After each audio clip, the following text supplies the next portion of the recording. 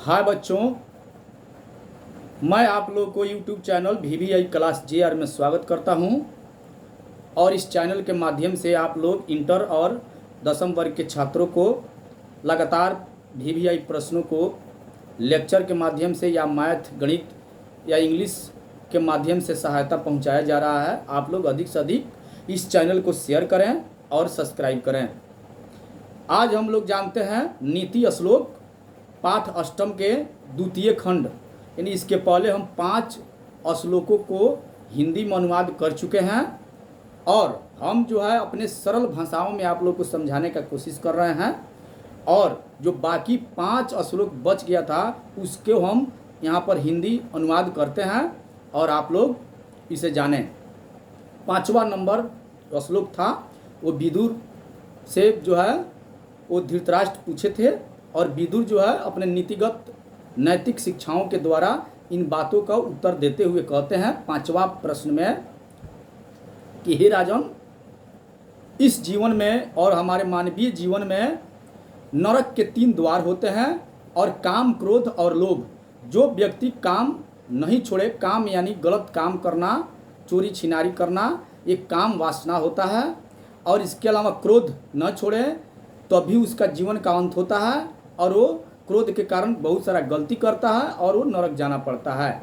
और लोभ जो है वो भी बहुत बड़ा भ्रष्टकारी एक आचरण होता है जो आदमी को नरक के द्वार पर यानी गलत रास्ता पर लेकर जाता है। और इस तरह के 3 रास्ता को इंसान न छोड़े तो शायद उनको नरक का जो है प्राप्ति होगी। यह 3 जो है गुण है वो इंसान को नरक के तरफ ले जाता है। और 6ठा जो श्लोक था उसमें जो है विदुर कहते हैं कि उन्नति की शिक्षा रखने वाले पुरुषों के द्वारा, उन्नति की शिक्षा रखने वाले आगे की तरफ बढ़ने वाले लोगों को लगभग 6 आचरण को छोड़ देना चाहिए, 6 अपने एक्टिविटी को हटा देना चाहिए, जिसमें निद्रा, तंद्रा का मतलब होता है ऊँघना, यानी निद्रा का मतलब आप जानते हैं लंबे समय तक सोना।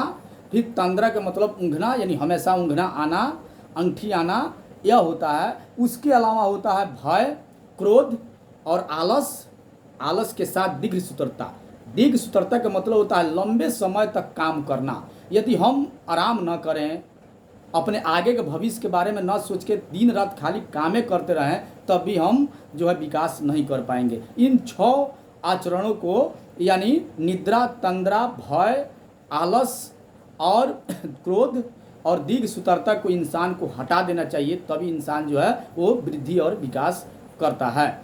और 7वां श्लोक में हम जानते हैं कि धर्म की रक्षा जो है सत्य से होता है। ये बात सही है कि धर्म जो है उसका रक्षा सत्य से होता है और हम सत्य हैं तो धर्म की रक्षा हमसे होगा। और उसके बाद से आता है जो हमारे विद्या की रक्षा योग्य से होता है। यदि हमारे पास योग्यता नहीं हो, अभ्यास नहीं हो, तो हमारा विद्या जो है रखा रखाए धराशायी हो जाएगा, खत्म हो जाएगा। तो उसको तालीम रखने के लिए हमें अभ्यास रखना चाहिए, तभी विद्या हमारे पास रहेगा।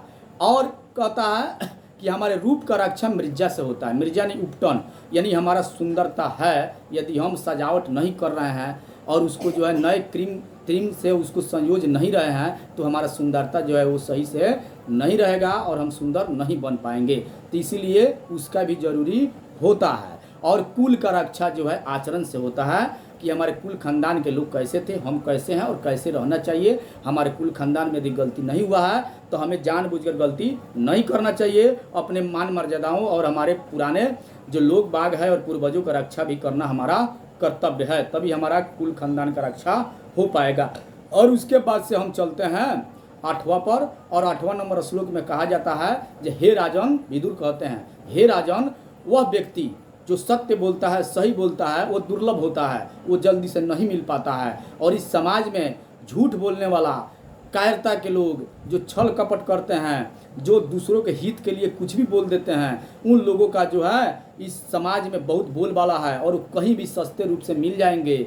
और वैसे व्यक्ति जो है छल कपटी होते हैं और अच्छे जीवन को कहीं ले जाकर धकेल देते हैं और हमारा जो है जीवन बर्बाद हो जाता है। और 9वां नंबर प्रश्न में, 9वां नंबर श्लोक में विदुर कहते हैं कि हे राजन, जो परिवार में, जिस समाज में स्त्रियों का आदर नहीं हो, उस परिवार का खात्मा हो जाता है। और जिस कुल खानदान का खात्मा होता है उसमें शायद स्त्रियों का जो है वो इज्जत नहीं हुआ था, और इस तरह से हमारे कुल खानदान में भी स्त्रियों का जो है वो पराया समझा गया, इसलिए हमारा भी खात्मा तय है। और स्त्री जो है वो परिवार में एक परिवार की लक्ष्मी योग जो है वस्तु होती है, उसको जो है आदर करने वाला योग ये चीज़ होती है, उसको आदर करना चाहिए, तभी हमारा समाज और हमारा परिवार बरकरार रह सकता है। और 10वां नंबर जो श्लोक है उसमें जो है वो विदुर जी कहते हैं कि विनम्रता अपयश को दूर कर देती है। यदि हमारे पास विनम्रता है, हमारे पास सहने की क्षमता है, हम बात बात में किसी को जोशीला नहीं हो जाते हैं, गाली गलौज नहीं करते हैं, विनम्रता रहती है, कुछ अपटंग बात भी सुनकर हमारे अंदर जो है वो हमारे अंदर का जो है जज्बा छुपी रहती है, तो हम जो है अपयश को भी अपने दूर कर सकते हैं और हमारे पुण्यमयी जो है वो रूप को जो है उजागर कर सकते हैं। सदैव हम क्रोध को ख़त्म कर सकते हैं और हम सुंदर आचरण को अपना सकते हैं, हम अपने जीवन को सही बना सकते हैं। और इस तरह से बच्चों आप लोग को 10 नंबर 10वां जो श्लोक था वो भी आपको हम हिंदी का अनुवाद कर चुके हैं, और आप लोग इसे सुने और आसानी से लिखें। फिर हम अगले पाठ के साथ अगले वीडियो में मिलेंगे, तब तक के लिए धन्यवाद।